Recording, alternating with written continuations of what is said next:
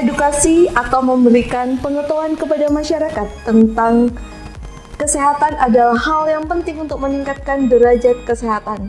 Saat ini Ibu Pertiwi kita sedang berduka mengalami pandemi COVID-19.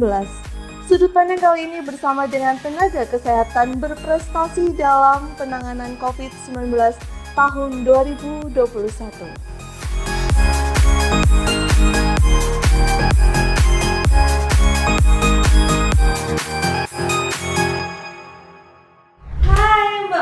Assalamualaikum warahmatullahi wabarakatuh. Waalaikumsalam. Halo Kak Laras. Hai, Apa kabar? Sampai barengan. Kabar baik. Ya Allah, tambah cantik. Sama. Kayaknya semakin sehat dan semakin segar nih ya. Alhamdulillah. Apalagi setelah ini mendapatkan penghargaan. Nah, kemarin nih ada berita baik pemirsa Sudut Pandang. Mbak Putri mendapatkan penghargaan dari Kemenkes ya, Kementerian dari Kesehatan. Kemenkes. Dalam rangka Hari Kesehatan Nasional kemarin tanggal 12 November tahun 2021 di Jakarta. Di Jakarta, betul sekali. Nah, kalau boleh diceritakan nih penghargaan apa yang diraih sama Mbak Putri ini, gimana prosedur atau gimana nih mulainya kok bisa mendapat penghargaan? Pasti pemirsa Sudut Pandang semuanya penasaran. Nah, boleh diceritakan? Jadi itu waktu di Jakarta kemarin adalah penghargaan sebagai tenaga kesehatan dalam penanganan COVID ya. Jadi seperti tenaga kesehatan teladan saat itu ya. Tapi awalnya tapi awalnya nggak ujuk-ujuk ada di Jakarta. Gitu ya? Nggak bisa. Oh iya betul. Jadi awalnya itu kita proses seleksi di daerah masing-masing di Jawa Timur. Saat itu saya sih nggak menyangka akan berangkat gitu ya waktu itu kan. Memang waktu itu dikasih tahu mendadak ya, kebetulan kan memang kita disuruh bikin IC. Ternyata IC itu berisi tentang inovasi yang sudah kita lakukan atau inovasi yang ada tentang penanganan COVID saat itu. Berarti ini khusus dalam rangka menangani pandemi COVID ya? Iya, temanya saat itu yang diangkat sama Kemenkes tentang penanganan percepatan pandemi COVID yang kita lakukan. Dan memang kebetulan kan kalau di rumah sakit haji itu kan senangannya adalah kita disuruh membuat inovasi ya. Betul. Jadi iya. dari situ sebenarnya awalnya kita bikin, akhirnya kita akan mikir, kita bikin inovasi apa, dan memang itu sudah kita lakukan inovasi itu sebelum adanya proses seleksi itu. Dan sepertinya itu hal yang mudah ya Mbak ya, karena akhirnya menjadi hal yang biasa karena udah memang terbiasa di rumah sakit sudah inovasi dituntut itu. Setiap ruangan harus bikin inovasi. Akhirnya kan waktu itu bikin IC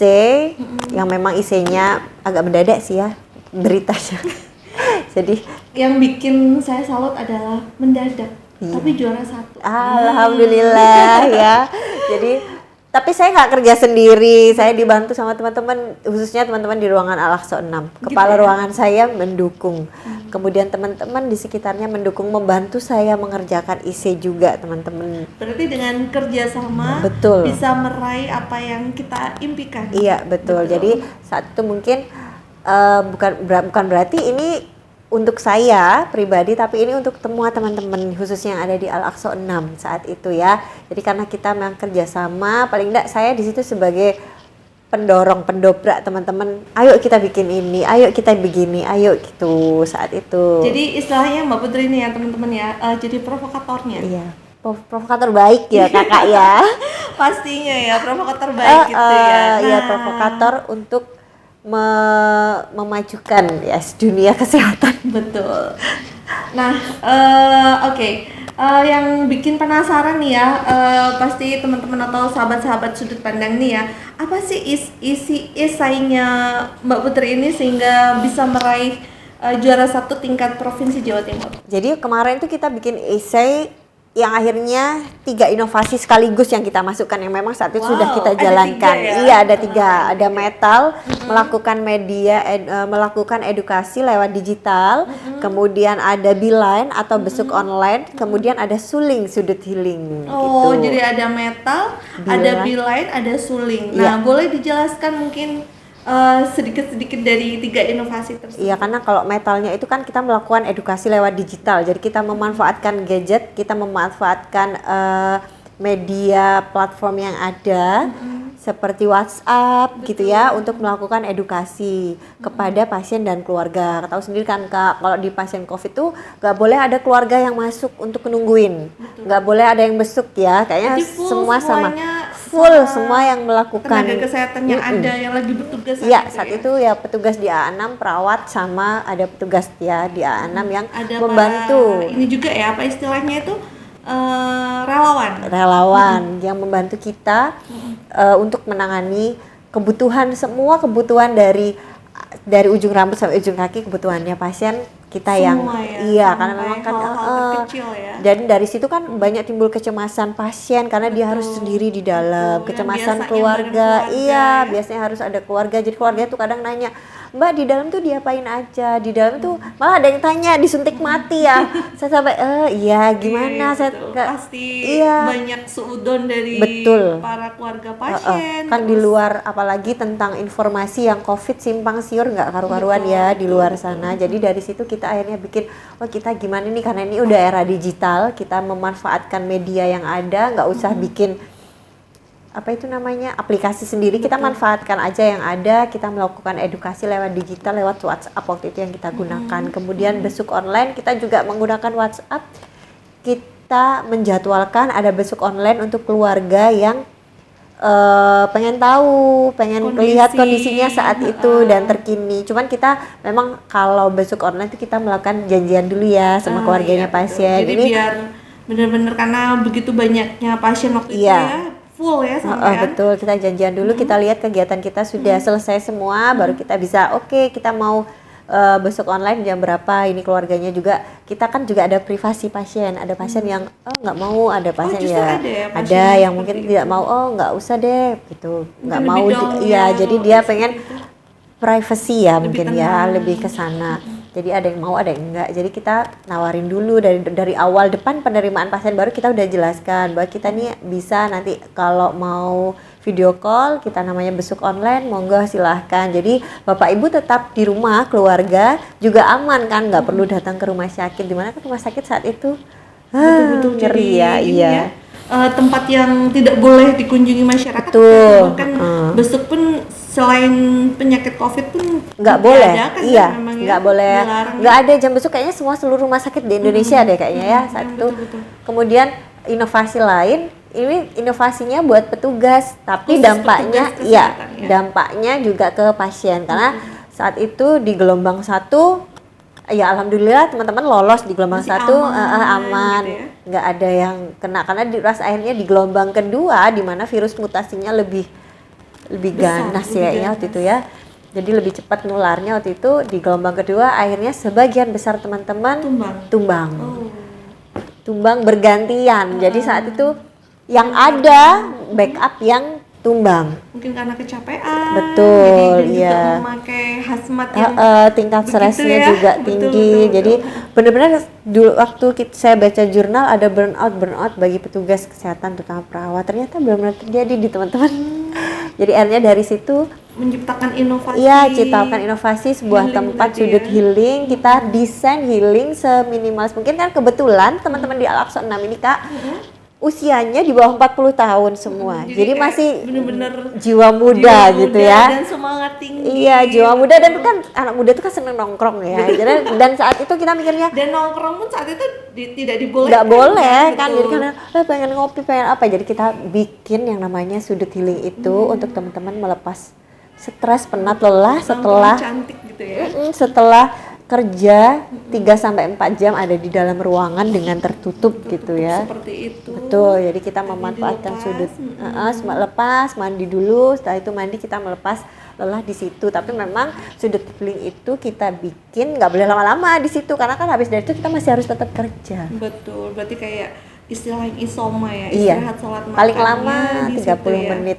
30 menit teman-teman itu jadi bisa tenang dan emang secara ruangan katanya sangat mendukung ya Mbak. Iya, secara letak ya, letak ya. Jadi gedung kita di Al-Aqsa 6 itu kebetulan berdampingan sebelahnya dengan asrama haji, di mana Hadapan langsung. iya, di mana di asrama haji tuh ada miniatur Ka'bah gitu ya. Jadi kadang kita bilang sama teman-teman, anggap aja nih kita lagi sholat di Baitullah gitu ya. Iya, jadi kan Jadi serasa di Baitullah ya. Betul. selain tempat healing kita bisa memanfaatkan jadi tempat ibadah, karena itu kan juga tempat semi outdoor, dan masuk ke sudut healing itu nggak sembarangan.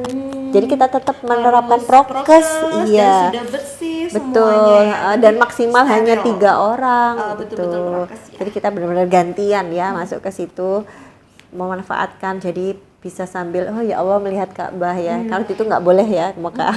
Jadi kita Ya udahlah. afirmasi lah di situ ya. bener-bener, siapa tahu sebentar lagi benar-benar berangkat ke Baitullah. Amin, amin, amin. Ya, tadi kan kita bahas tentang edukasi ya, edukasi. Nah, ini yang bikin penasaran saya adalah edukasi apa sih yang akhirnya benar-benar membuat Mbak Putri ini jadi juara satu. Yang pasti edukasinya ini masyarakat pasti juga sangat-sangat familiar gitu ya. Kira-kira apa sih edukasinya Mbak Putri? Memang sih edukasi yang kita bikin, yang kita buat itu edukasinya yang simple, mudah diterima sama masyarakat, yang santai ya. Jadi ada hiburan. Jadi kan masyarakat saat itu yang dibutuhkan kan itu ya, hiburan ya. Tapi juga mengandung edukasi. Jadi edukasinya kita membuat konsep tentang serba-serbi COVID, tentang tentang COVID. Kemudian kita penanganan COVID selama di ruang Al-Aqsa 6 itu seperti apa. Kita menggambarkan di situ lewat video. Kita memanfaatkan juga media TikTok yang saat itu lagi happening ya. Oh iya betul. Kayaknya hampir semua yang lagi betul. di rumah, bosen di rumah kayaknya memang media Scrollnya TikTok. media TikTok tadi. Iya, jadi jadi lewat itu ya. Jadi kita lewat itu, kemudian kita ambil, kita share di status WhatsApp. Jadi kan di ruangan Al-Aqsa 6 itu kita punya media HP sendiri ya untuk komunikasi ya, untuk komunikasi antara pasien, keluarga sama keluarga pasien. Jadi kita memanfaatkan itu gitu ya. Kita konsep dulu, bikin kita saat ini mau bikin konten apa, yang sekarang tentang apa. Jadi kita bikin tentang tapi materinya tentang COVID, iya. Yang bikin saya benar-benar salut. Nah, ini Mbak Putri ini beliau ini juga bertugas sebagai perawat yang menangani pasien COVID. Nah, juga punya inovasi-inovasi yang tadi sudah disebutkan. Nah, gimana sih cara bagi waktunya antara bekerja dengan di rumah tadi? Pastinya kan agak rempong istilahnya ya. Iya, ya memang. Ya alhamdulillah, selain itu, selain dukungan dari teman-teman di ruangan, di rumah keluarga saya, terutama suami saya mensupport. Suami, anak-anak itu mensupport, maksudnya mendukung aja ya, mendukung. Yang penting saya tugas di rumah selesai. Ya saat kita santai ya kita bikin konsep, kita lihat konsepnya bagaimana. Itu aja sih, kadang kita berangkat lebih awal, pulangnya agak molor ya, agak molor dikit. Konsekuensinya itu ya. Cuman ya alhamdulillah molor itu keluarga di rumah mendukung sih ya, nggak ada masalah. Dan mungkin dengan molor itu justru lebih aman ya keluarga di rumah, Iya. karena memang dulu itu kayak semacam setelah bertugas tidak boleh langsung pulang ke rumah ya. Betul. Gitu ya. Jadi kita harus mandi-mandi, Oh iya dulu awal-awal kita nggak boleh pulang ke rumah, jadi harus ada di mes gitu. Selama beberapa hari begitu ya. Iya, jadi kayak diasingkan. Karena dulu kan mungkin di karantina kan karena dulu kan mungkin materi edukasi yang ada belum sampai seperti ini kan. Dulu kan karena penyakit baru dan lain sebagainya dan kita ya. Nggak tahu ya semacam seganas apa sih penyakit ini. Jadi sekarang udah enggak ya Mbak? Enggak, sekarang sih sudah akhirnya kayaknya ya benar, kayaknya kita harus berdamai ya dengan COVID. Berdamai dan berdampingan. Iya betul, berdamai dan hidup berdampingan dengan COVID. Tetap dengan prokes tadi. Betul sekali. Oke, Mbak Putri, ini pesan-pesan maksudnya untuk sahabat-sahabat sudut pandang yang di rumah ini, closing statement terakhir nih Mbak Putri mau berpesan apa untuk seluruh pemirsa atau sahabat-sahabat sudut pandang yang ada di rumah?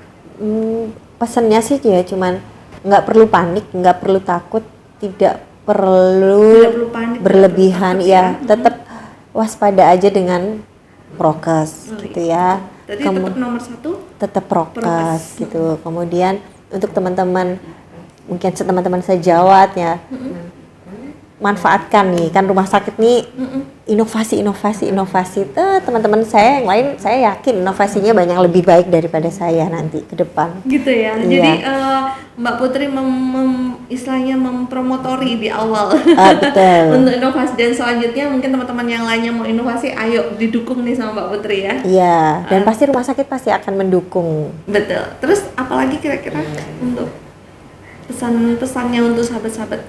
Ya, bekerja dengan tulus, ikhlas. Kalau ikhlas kayaknya kan urusannya kita dengan yang kuasa. Yang penting kita Penting deh kayaknya. iya, penting kita udah tulus aja, kerja sesuai prosedur.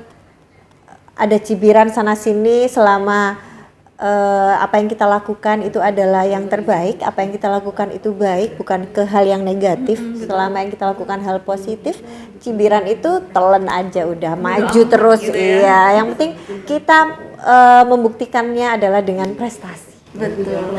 Jadi teman-teman atau sahabat-sahabat sudut pandang yang di rumah, jangan khawatir dengan cibiran-cibiran hal-hal negatif. Yang penting kita tetap semangat maju terus untuk berprestasi. Betul begitu ya, Mbak Putri ya? Ya, terima kasih Mbak Putri atas Sama Kak kehadiran Laras. di Sudut Pandang. Terima kasih undangannya. Ya. Sehat selalu. Amin. Semoga tetap sukses, berkarya terus, dan Siap, jangan lupa insya jaga Allah. kesehatan ya. Siap. Sekian teman-teman sahabat-sahabat sudut pandang, bincang-bincang kita dengan Mbak Putri sebagai tenaga kesehatan teladan di Provinsi Jawa Timur. Dan sekian, terima kasih, salam sehat dan salam semangat, dan assalamualaikum Assalamualaikum warahmatullahi wabarakatuh.